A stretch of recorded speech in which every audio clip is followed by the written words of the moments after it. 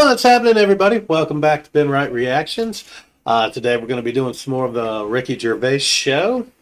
We've got Season 3, Episode 6, The English. No idea what this could be about, but I'm pretty sure it's probably going to make me giggle. Here we go. Of Englishness and England, it's quite a vague term, isn't it? You can No play loose intro. and fast with it. I mean, for instance, I was looking at some quotes about England, and John Jumping Major, right on former in. Prime Minister, he typified England as being a place of long shadows on county cricket grounds, warm beer, invincible green suburbs, dog lovers, and old maids bicycling through the morning mist.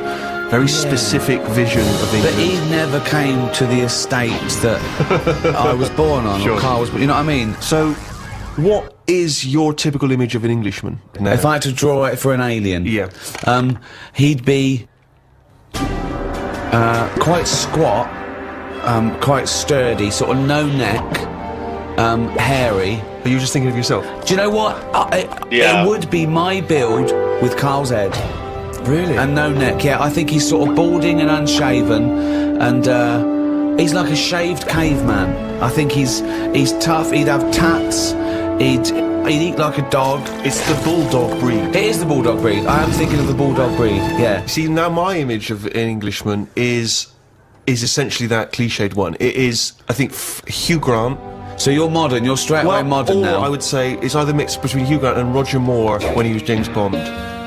You see, know what I that's mean? another small percentage of Englishness that sort of annoys me. Those people that think they're James Bond. They think they can buy a suit and read GQ, and they're suave and sophisticated, and they get cars they can't afford. All they do is work in a bank, come home, and flick through GQ at the adverts, looking at people with wearing watches and aftershave. Who wears aftershave? Do you wear aftershave, Carl? Normally, aftershave is the sort of thing I let other people buy me. It's like underpants, tea towels, and sort of aftershave. And Fair enough. Other people buying me. Who's buying you tea towels? My mum. Right. Right, Okay. every time she turns up, she's got Brilla pads and stuff. I've got loads of them. I keep saying to her, I don't need any of this. Oh, But she that's always brings a nice. box full of stuff. Brilla pads, tea towels, underpants. The underpants size hasn't gone up since I was 14. What? But I can rely on her for that. So do you not Too have much info, anything in your Carl. life which you would think of as being gentlemanly? Do you ever dress smartly? What about suits? I bought one suit that time when you invited me to the BAFTAs. That's the only suit. I think I wore it for one other thing. I haven't wore it since. I don't feel comfortable. It's not me. But don't you go to a That'd be a wedding? lovely advert, wouldn't it? Him with a suit on going, I haven't wore it since. Carl Pilkington hasn't wore it since. I don't must go have to been to a weddings. wedding. No, I don't like going to them. I agree. I mean, even though you know them, they don't give you any time when you're there, do they? It's just sort of, they don't know whether you're there or not. They're on cloud nine. They don't know who's around. It Yeah. doesn't matter. You don't need It's to all, be there. with them, on wedding day, it's all me, isn't it? Well, firstly, I'm annoyed about the wedding list. I don't know when that's coming along, because I don't know why I can't just bring maybe something I've made at home. No. Why has there got to be a list of stuff? What newly married bride doesn't want a pair of homemade clogs? Exactly. Do you know what I mean? But saying that, I think people very much appreciate you being at their wedding. No, They do. They remember if you were there. No, they don't. They do. They don't. You don't get invited to weddings because you ain't got any mates. No, I've got to know enough people. Everyone's getting married. But they're always in the middle of Except nowhere. Carl. That annoys me when people say, come to our wedding. Yeah, fine, we're in Greece. Yeah. Well, the thing that drives me insane when you do go is when they put you on a table with people you don't know. Well, I've that's got it. all my mates there, and they put because I got to mingle with some people. I don't care. I don't need these. But that's what I'm not good at. Talking to people once. Talking to people who you don't know. No. that I What sort wanna- of stuff would you make conversation about at a wedding? I'd probably say, first of all, how do you know them? How do you know the people getting married? And then, like, do you think it'll last? Imagine getting taking bets. Carl Pilkington to wedding and going, well, where should we put him? Oh, I don't know. Is there a table for one? Oh, just You'd be on the table with the kids. imagine being stuck with Carl Pilkington at a wedding. Yeah, what else? So you've asked them, do you think it'll last? They've gone, I'm sorry? Who are you? Oh, Carl Pilkington from Manchester. Right, yes, we think it'll last. What else would you ask? So what's your next? The last wedding I went to, it's going back a couple of years, but everyone seems a bit snidey. Do you know what I mean? Because you've got a mixture of families there, haven't you? Yeah. And none of them really like each other. I Judging got each stuck with an other. old fella who had a flatulence problem. That sounds fun. And then he went on to say it doesn't matter, the suit's hired. And it's just kind of... I'm gonna die! I just don't like him. I love it. He's basically saying that when it doesn't matter if I shit myself. That's funny. Maybe it's that thing that I don't appreciate what I've got. But to me, being English isn't anything that great. Really? Why not? Because it's just what I've been dealt with. If you could be any nationality, what would you be and why? Probably be Italian. Okay. Italian. Well, just yeah, I like the idea of it. I like it. Italians are alright. Where would you live? Rome? I probably wouldn't want to be in the middle of Rome. It's too much hassle. Have you been to Rome? Yeah, it's nice to visit and stuff. Yeah. It's good. A lot of old stuff. Why have you chosen Italy? I'm interested to know why of all the countries you've chosen Italy. I was Yeah. a latecomer to pasta. But it's won you round. I like it now. It's like one of my favourite things I have. The food. Which there isn't really anything like that in England. That even though it's Well, except pasta. Pasta's No, almost but it's- exactly like it. Yeah, No, but we've it's got, not- we've got pasta, haven't it's we? not ours though, is it? And we No, don't know we've how got- to eat it.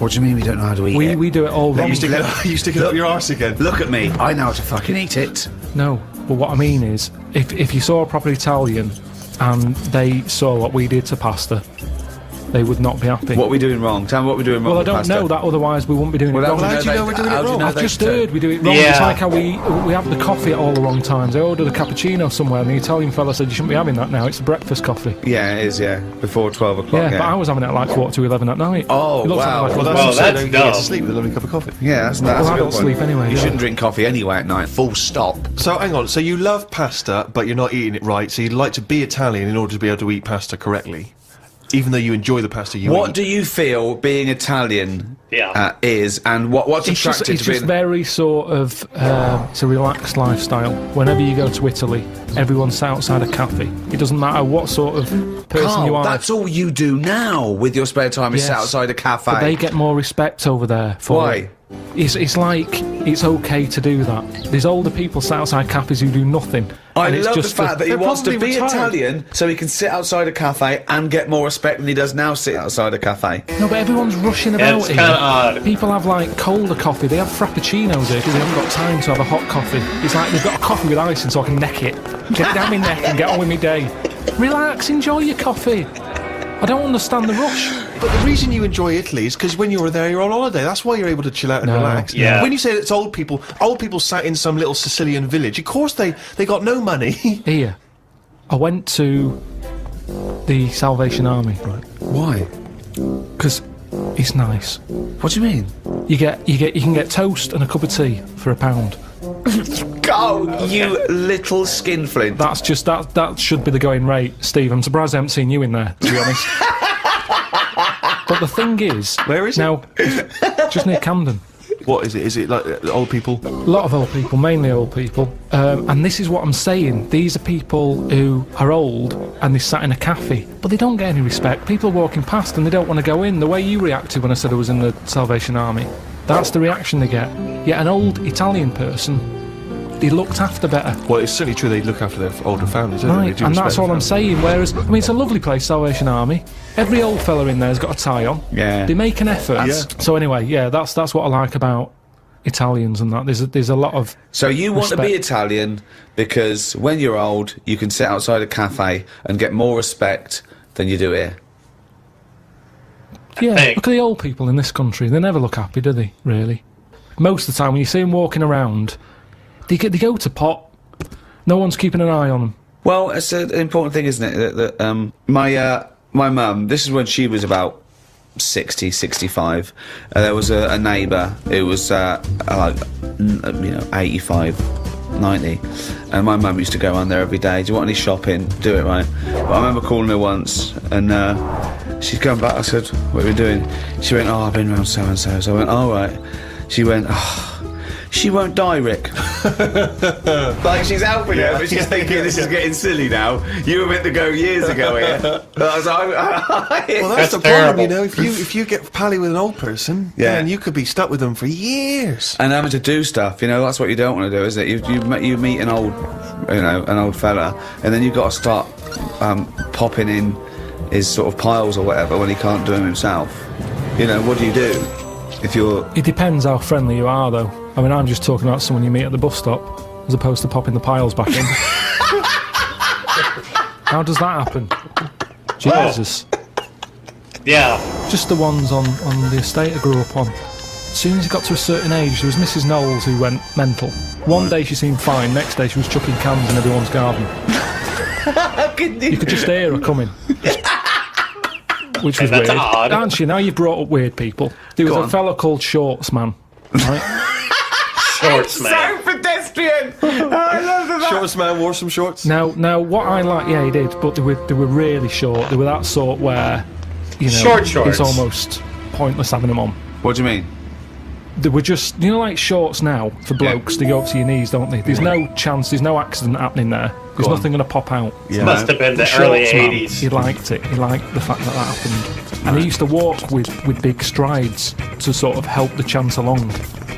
So that he knew with the big strides and the short shorts, Yeah. they were going to pop out. Did you ever see it pop out? Yeah. Why were you everyone looking at the did. shorts? Just because it was like playing Buckaroo. It was like, when are they going to pop out? But what? It's just what happened. So, right, but shorts man. So he was an exhibitionist. He basically wanted people to see his veg. Yeah. And they were out more than they were in. I mean, they had a tan. Now the thing is, what we like in England, I think we like that. We like local characters. The eccentric. Yeah. Eccentrics, that's very British. Eccentrics, yeah. I'm glad I grew up round there with all them people because So they're am I. interesting.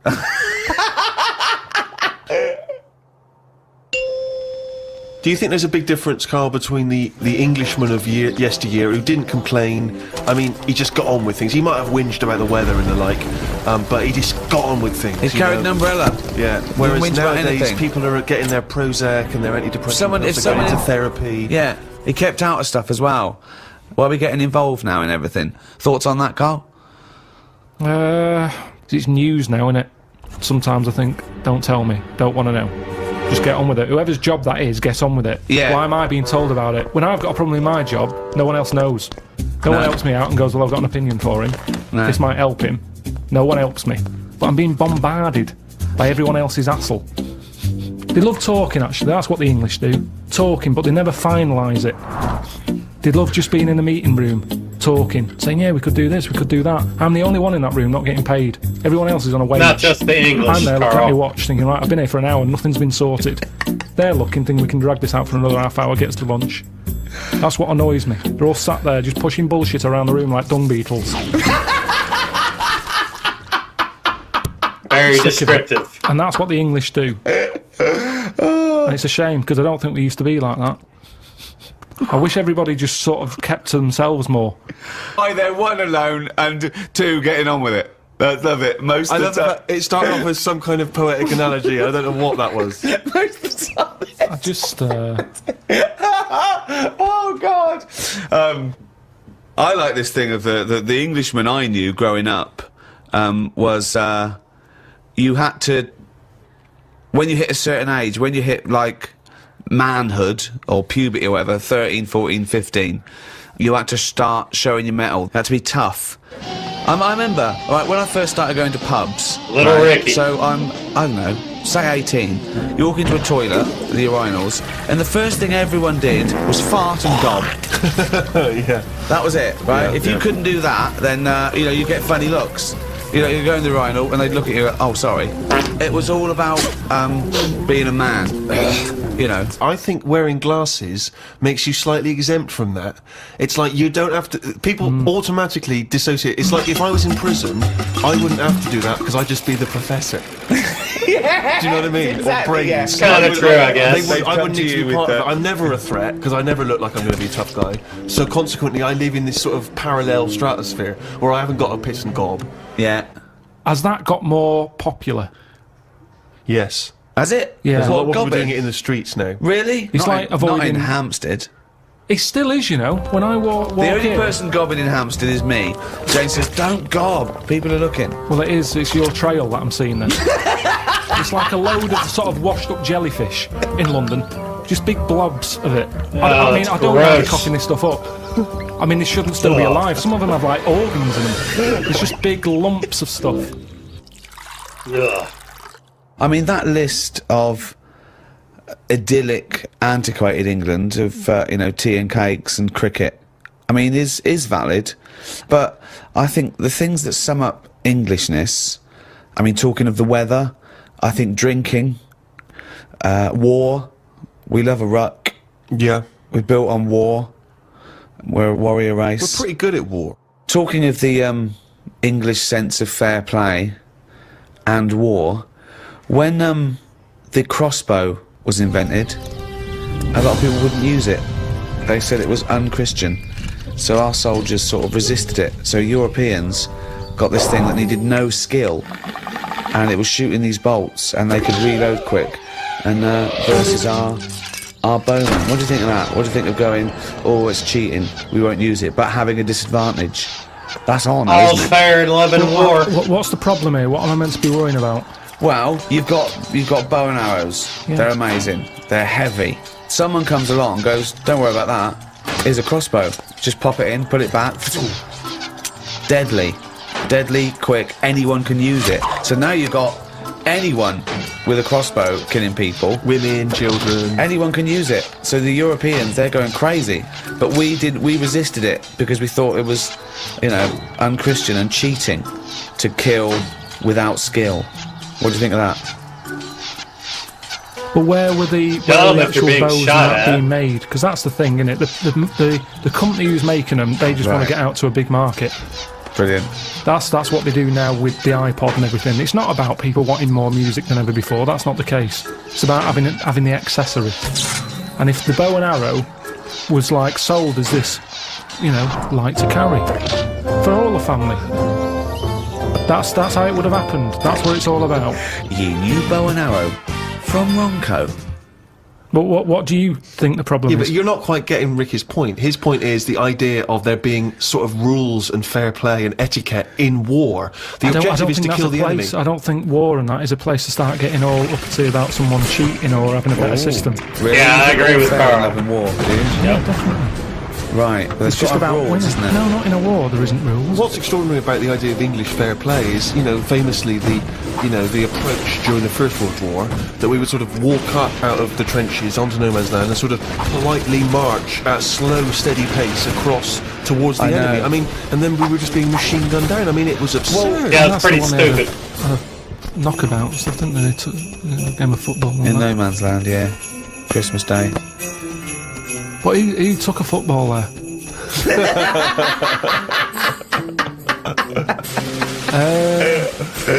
If I was on the front line, I would not be getting out the rule book. I can tell you that much. I'd be going mental. Are you saying there should be some rules or no rules? No rules. I mean, you've got to have some rules, otherwise it's just going to be like Grand Theft Auto, isn't it? I'm just going to go about battering everyone. Yeah. And you soon get bored of that. Which rules would you repeal that already exist that you don't like? It's a shame you can't tip as much as you used to be able to. You mean in a restaurant? No, just when you're getting rid of a mattress or something. So fly tipping. You'd like to see more fly tipping. What do you mean? This is something so personal. What He's does this fed have up. to He do had with to take war? something. No, it's Okay. it's just that they used to put stuff outside the house, and just like you had mattresses, you had sideboards, sewing machines. The thing is, it was a good way of recycling. Now they say recycle, but we're not recycling. It's just being put in a bin. I'm saying if you've got old furniture, you should be allowed to leave it outside your house without the council going, move that, it's dangerous, someone's going to trip over it. Well, if they trip over it, you should have been looking where they're going. Well, what if they're blind? What? What if they're blind? That's why you don't leave things out in the pavement, because blind people will fall over and smack their face in. No, because I'm leaving it. I'm not leaving it on the pavement. What you just said you were. Where are you leaving it? Sort of outside the house. Where are you leaving it, Carl? You haven't established where you're leaving this yet. Because so far, a blind person's fallen over and broken his nose. I've never and seen a lost 2 blind teeth. person trip over anything. You've never seen a blind person trip over anything? Definitely not. They're better on the feet than some people because they're more cautious, aren't they? So Make it more fun for them, if anything. why can't you just have this stuff collected by a second-hand shop or Because send they it won't. to They a don't come, charity? Steve. They will. Honestly, they don't. I've called up people and they're saying, "Yeah, we'll be there in an hour." And I say, "Right, I'm going to put it out on the street. Then are you going to come and get it?" "Yeah, we'll be there." An hour passes by. They haven't been. Suddenly, the blind people council all over goes the past. place. On the floor, bloodied noses. And the council say, I call them up, "Do you want to shift it?" "Well, we might, but don't know when." "Well, it's outside the house now." "Well, you can't leave it there, it's your responsibility, you'll have to stay with it." Suddenly I'm wasting time sat outside the house with rubbish that someone else might want. But you're not allowed to leave there because a blind person might come along. What's the dog doing? What dog? What do you make of St. George, the patron saint? What's your take on that? Is he the one who killed a dragon? Right. Tell us the story. Don't know St. George. There was a dragon problem. Where? Must have been in England. Right. George took it on. He took on the job. He was like a rent-a-kill. He came out. The interesting thing with him is, right, he was a hero then. I honestly think if he did that now, there'd be an uproar. Because it's the last dragon. It's the same way we try to save the panda and all that now. If he came out and said, "I've done it," and they've done what? They've just killed the last dragon, they'd go mental. There'd be marches. Idiot, bloody idiot. And that's what's interesting. But it was. He's not wrong. That probably would happen. Doesn't matter, we shouldn't have killed the last one. It's the last one. And that's No, what we'd but be they- like. You say, they "You should have think- saved it, you should have captured it and put it in a cage so we can all look at it." There's and no stuff. point. You couldn't have bred anyway. It was the last one. Was it definitely the last one? Well, you were saying it was the last one. I'm not bothered either way. Hang on, what? To me, Sorry, hang on. Whoa, whoa, whoa. So you think that there were dragons? Well, what are we celebrating then? Well, it could be a metaphor, a dragon slayer. It could be a bad thing amongst us. It could be a foreign threat. It could be things that threaten.